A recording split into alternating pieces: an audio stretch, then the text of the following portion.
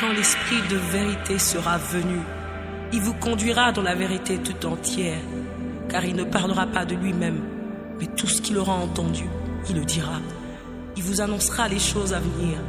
Il manifestera ma gloire, car il puisera dans ce qui est en moi, et vous l'annoncera. Ainsi la gloire du Père se révèle par l'Esprit. Je vous salue dans le nom précieux de notre Seigneur. Nous rendons grâce à Dieu pour ces instants qu'il nous accorde. Et pendant que nous sommes en train de méditer, nous sommes dans la semaine pascale, nous rappelons. Et la semaine pascale nous rappelle beaucoup de choses. Et particulièrement cette Pâque se passe avec un contexte spécifique et particulier. Et nous rendons une fois de plus grâce au Seigneur, lui qui nous a fait grâce, nous donne ce temps pour vous exhorter, nous exhorter par ces temps que nous passons. Alors, nous voulons parler de la Pâque. Et pour ce dimanche pascal, nous voulons puiser notre texte dans le livre d'Exode au chapitre 12. Alors, nous allons lire. Nous lirons du premier verset, au verset 29. Je lis au nom du Seigneur. L'Éternel dit à Moïse et à Aaron dans le pays d'Égypte, « Ce mois-ci sera pour vous le premier des mois. Il sera pour vous le premier des mois de l'année. Parlez à toute l'assemblée d'Israël et dites, le 10e jour de ce mois, on prendra un agneau pour chaque famille, un agneau pour chaque maison. Si la maison est trop peu nombreuse pour un agneau, on le prendra avec son plus proche voisin, selon le nombre de personnes. Vous compterez pour cet agneau d'après ce que chacun peut manger. Ce sera un agneau sans défaut, mâle, âgé d'un an. Vous pourrez prendre un agneau ou un chevreau. Vous le garderez jusqu'au 14e jour de ce mois. Et toute l'assemblée d'Israël l'immolera entre les deux soirs. On prendra de son sang et on en mettra sur les deux poteaux et sur les linteaux de la porte des maisons où on le mangera. Cette nuit, on en mangera la chair rôtie au feu. On la mangera avec des pains sans levain et des herbes amères. Vous ne le mangerez point à demi-cuit et bouilli dans l'eau, mais il sera rôti au feu, avec la tête, les jambes et l'intérieur. Vous n'en laisserez rien jusqu'au matin, et s'il en reste quelque chose le matin, vous le brûlerez au feu. Quand vous le mangerez, vous aurez vos reins sains, vos souliers aux pieds et votre bâton à la main, et vous le mangerez à la hâte. C'est la Pâque de l'Éternel. Cette nuit-là, je passerai dans le pays d'Égypte, et je frapperai tous les premiers-nés du pays d'Égypte, depuis les enfants jusqu'aux animaux, et j'exercerai des jugements contre tous les dieux de l'Égypte. Je suis l'Éternel. Le sang vous servira de signe sur les maisons où vous serez. Je ferai le sang et je passerai par-dessus vous. Et il n'y aura point de plaie qui vous détruise quand je frapperai le pays d'Égypte. Vous conserverez le souvenir de ce jour et vous le célébrerez par une fête en l'honneur de l'Éternel. Vous le célébrerez comme une loi perpétuelle pour vos descendants. Pendant 7 jours, vous mangerez des pains sans levain. Dès le premier jour, il n'y aura plus de levain dans vos maisons, car toute personne qui mangera du pain levé du premier jour au 7e jour sera retranchée d'Israël. Le premier jour, vous aurez une sainte convocation, et le 7e jour, vous aurez une sainte convocation. On ne fera aucun travail ces jours-là. Vous pourrez seulement préparer la nourriture de chaque personne.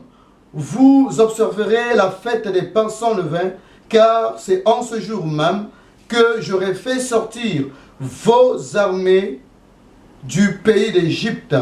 Vous observerez ces jours comme une loi perpétuelle pour vos descendants. Le premier mois, le 14e jour, au soir, vous mangerez des pains sans levain jusqu'au soir du 21e jour.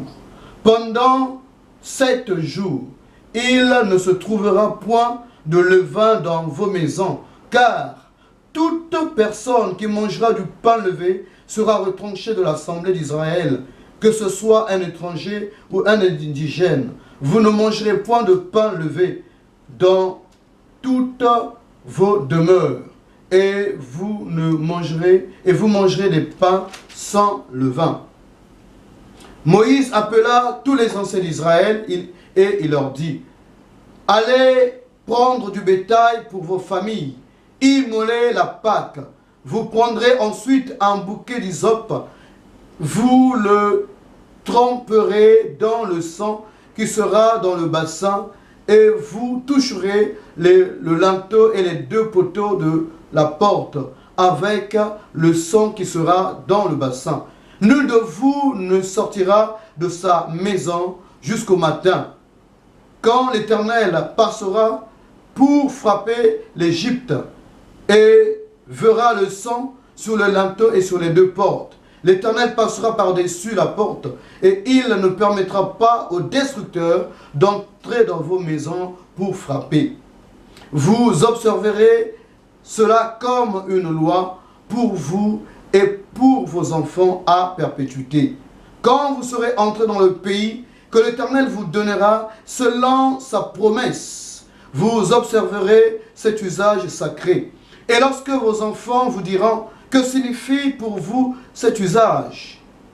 Vous répondrez: c'est le sacrifice de Pâques en l'honneur de l'Éternel, qui a passé par-dessus les maisons des enfants d'Israël en Égypte, lorsqu'il frappa l'Égypte et qu'il sauva nos maisons. Le peuple s'inclina et adora. Les enfants d'Israël s'en allèrent et firent ce que l'Éternel avait ordonné à Moïse et à Aaron, et ils firent ainsi. Amen. Amen.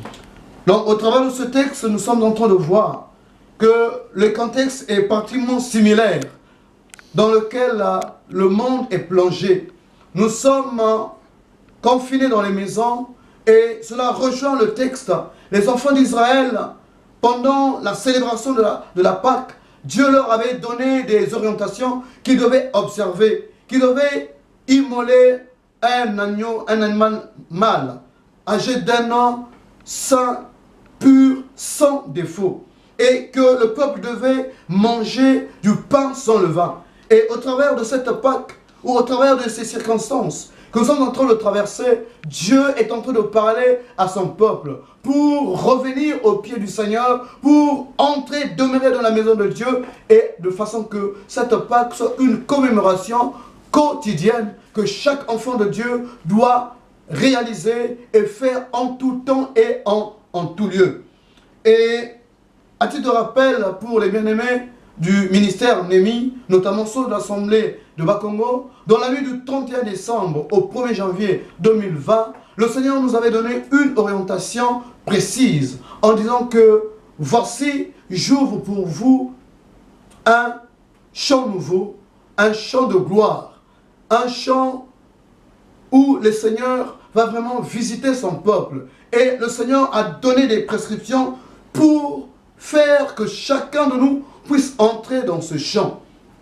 Il a dit que voici, j'ouvre pour vous un chant nouveau, une saison nouvelle, une année de lumière. Cette année 2020 est une année lumière où le Seigneur demande au peuple de sortir des ténèbres pour demeurer dans sa maison. Et la Pâque devait être célébrée en confinement comme nous sommes dans la période de confinement. C'est pour dire que Dieu ne fait rien au hasard. Et le thème ou l'exhortation de ce soir, c'est de dire au peuple de Dieu: lève-toi et avance. au travers de ce message, le Seigneur est en train de dire à son peuple de se lever et d'avancer. Et comment avancer? Avancer, c'est s'appuyer sur le Seigneur. Avancer, c'est marcher selon la révélation que Dieu donne à son peuple. Et lorsque Dieu, pendant la traversée de la mer Rouge, où Dieu a manifesté sa droite puissante au milieu des enfants d'Israël, les enfants d'Israël ont traversé la mer Rouge à sec. Et ils ont vu la main de Dieu. Le parcours était divisé en deux camps. De l'autre côté, il y avait le camp des Égyptiens qui les pourchassaient. De l'autre, c'était les enfants d'Israël. Mais ils étaient séparés par une nuée qui les éclairait, qui était un chemin d'éclairage qui éclairait les enfants d'Israël. Et de l'autre côté, il y avait l'obscurité. Et en cette année nouvelle, Dieu va faire la différence. C'est pourquoi il demande que nous revenons dans la maison du Seigneur. Bien-aimés, par ces moments de confinement, au travers de cette pandémie qui est en train de sévir dans le monde entier, Dieu est en train de rappeler à chaque enfant, à chaque chrétien, de revenir dans la maison du Seigneur. Dieu est en train de dire à Israël, Dieu est en train de dire à Néhémie, est-ce que l'on tombe sans pourtant se relever? Voici le temps est venu pour toi, Néhémie, de te relever. Dieu dit que le fer qui était tombé, il est sur le point de faire surnager le fer. Mais il faut une attitude de récupération de ce fer que Dieu est en train de faire surnager. Et le fer qui était tombé, c'est l'image de la soumission, de l'attachement que nous avions autrefois, mais que nous avons abandonné. Et Dieu dit, voici, je tends la main. Dieu, le Seigneur est en train de nous tendre la main pour revenir à lui. Il est temps pour nous de revenir à Dieu. Et pendant la nuit du 31 décembre, il y a trois piliers sur lesquels le Seigneur s'est appuyé pour nous parler. Le premier pilier, c'est l'appel du retour des enfants de Dieu vers l'Éternel. Dans le livre de Deutéronome 1 à 10, Dieu appelle à ce que nous revenons, nous le servons de tout notre cœur, de toute notre âme et de toute notre force. Si nous revenons à lui et si nous observons et nous pratiquons la parole du Seigneur, alors Dieu marquera la différence comme les enfants d'Israël l'ont vécu ce jour-là où l'ange de la mort est en train de passer par-dessus. Et la Pâque, c'est ce que cela veut dire, passer par-dessus. Dieu est en train de visiter le monde, est en train de frapper. Et le Seigneur est en train d'attirer la sonnette d'alarme. Et je viens ce matin pour te rappeler, bien-aimé, qu'il est temps pour nous de commencer à laver nos vêtements, à laver nos robes, à nettoyer nos lampes, à veiller à ce que l'huile ne manque pas et que le feu soit de façon permanente allumé dans nos vies, dans nos maisons, dans cette nation et dans notre pays. Et ça, c'est donc le premier pilier. Le deuxième pilier où le Seigneur dit, c'est le temps du choix. Josué, dans ces derniers jours, a parlé aux enfants d'Israël. Dans le livre de Josué 24, 14 à 28, où il dit que vous avez vu ce que Dieu a fait. Et maintenant, choisissez qui voulez-vous servir. Ce sont vos dieux. Et aujourd'hui, le Seigneur est en train de dire qu'il est temps pour nous de nous démarquer de toute chose qui ne le glorifie pas. On ne peut plus avoir un pied à gauche, un pied à droite. Nous allons être tout entiers comme l'apôtre Paul exhortait le peuple de Romains, dans Romains 12, 1 à 2, où il disait que de nous offrir, c'est le temps maintenant que chacun de nous doit prendre conscience pour s'offrir à Dieu comme un sacrifice vivant, saint et agréable. C'est seulement à cette condition-là que la promesse que Dieu a faite en disant que cette année est une année de gloire, que cette année Dieu nous ouvre, nous donne un champ nouveau. Ce champ-là, c'est un champ qu'il faut cultiver, c'est un champ de gloire et une année de lumière. Dieu t'a choisi pour que tu sois le porteur de ce message, pour que tu sois le porteur de la lumière du monde, parce que nous sommes la lumière du monde, Christ étant en nous qui est la lumière véritable de ce monde. Et le troisième pilier, c'est le combat spirituel. Dans le livre de 2 Rois 13, 14 à 19, où le prophète Élisée demande au roi d'Israël de frapper et de frapper et encore de frapper. Mais sauf que le roi n'avait frappé que 2 fois. Alors, Élisée était pris de colère. Il a fallu frapper 5 ou 6 fois et tu aurais exterminé pour toujours l'ennemi. Mais maintenant, tu ne vaincras que 3 fois. C'est pour dire que Dieu nous amène à une dimension de persévérance dans la prière. Il dit que j'ai bandé tes mains d'arc et de javelot. Ce matin, je veux te dire que Dieu est entré à bander. C'est pourquoi j'ai dit que le fer qui était tombé, Dieu l'a ramené à la surface. Et c'est pourquoi Dieu dit ce matin que voici, j'ai bandé ta main de l'arc et de javelot pour que tu puisses tirer en direction de la porte de l'Orient. La porte de l'Orient. L'Orient, c'est l'image de la Chine, d'où vient cette calamité ou cette pandémie. Alors Dieu te dit de tirer la flèche en direction de l'Orient. Et alors, quiconque se tiendra sur ta route sera atteint par cette flèche, parce que c'est une flèche de délivrance que l'Éternel nous donne. Et donc, il nous faut nous lever pour combattre. Voilà ces 3 piliers pour cette année que le Seigneur nous donne. Alors, mes bien-aimés, pendant que nous sommes en train de célébrer la Pâque, nous voulons simplement dire que le Seigneur a tracé un chemin nouveau pour nous en cette année 2020. Et nous savons que dans 2020, c'est une année prophétique, parce que quand nous séparons 20 par 20, quand nous multiplions 20 par 20, nous trouvons 400, et 400 c'est le nombre d'années que les enfants d'Israël ont erré en Égypte. Et après 400 ans, Dieu est venu assister Moïse pour les délivrer. Et après ces temps, ils sont allés dans le désert pour traiter leur cœur. Et là, nous avons l'addition. 20 plus 20 nous donne 40. Les enfants d'Israël ont fait 40 ans dans le désert pour que Dieu puisse traiter leur cœur. Et après, ça a été un nouveau départ. Le nouveau départ, c'est 20 divisé par 20 qui nous donne 1. 1, c'est le chiffre du premier et donc le nouveau départ. Le nouveau départ. Nous sommes au point de départ. Et par la soustraction, quand nous soustrayons 20 par 20, ça nous donne 0. Nous sommes au point 0. Dieu dit, nous avons tellement tourné en rond. Voici maintenant, c'est le point de départ. Cette année, c'est la première année, comme nous avons lu dans le passage d'Exode 12, que c'est la première année. Ce mois, cette année, c'est la première. C'est l'année du départ. Alors, bien-aimés, nous exhortons le peuple de Dieu à tenir ferme, de revenir au Seigneur, de servir Dieu de toute notre force, de toute notre âme, de toute notre pensée, dans la vérité, en ayant les regards fixés vers lui. Il dit qu'il fera la différence. Alors, par cette Pâque, nous allons simplement, de façon symbolique, prier que le sang de Jésus couvre nos maisons. Nous sommes en période de confinement. C'est comme ce qui se passe. La Bible dit, dans ce que nous avons lu, que personne ne sortait. Dans l'entre-deux soirs, personne ne sortait. Alors, bien-aimés de Dieu, nous avons cette assurance que nous n'allons pas périr. Mais le Dieu de grâce, le Dieu de bonté est avec nous. Nous ne sommes pas seuls. Fixons nos regards vers le Seigneur et la victoire sera nôtre. Que le Seigneur nous bénisse et que le Seigneur nous fortifie.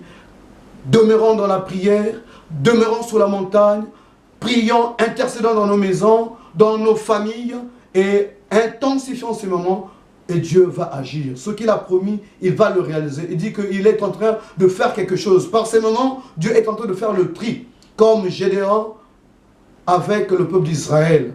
Les années de Madianites est finie. Maintenant, le Congo va rentrer dans sa saison. Mais Dieu est en train de balayer toutes les mauvaises semences pour qu'une ère nouvelle commence et nous sommes dans une saison nouvelle. Alors attachons-nous au Seigneur parce que ses promesses s'accomplissent toujours. Que le Dieu de grâce nous bénisse et que son nom seul soit glorifié. Au nom puissant de Jésus. Amen. Amen.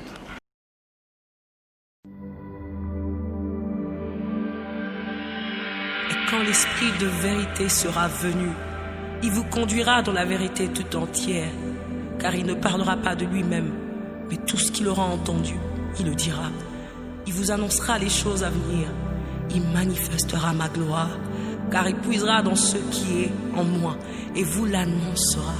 Ainsi la gloire du Père se révèle par l'Esprit.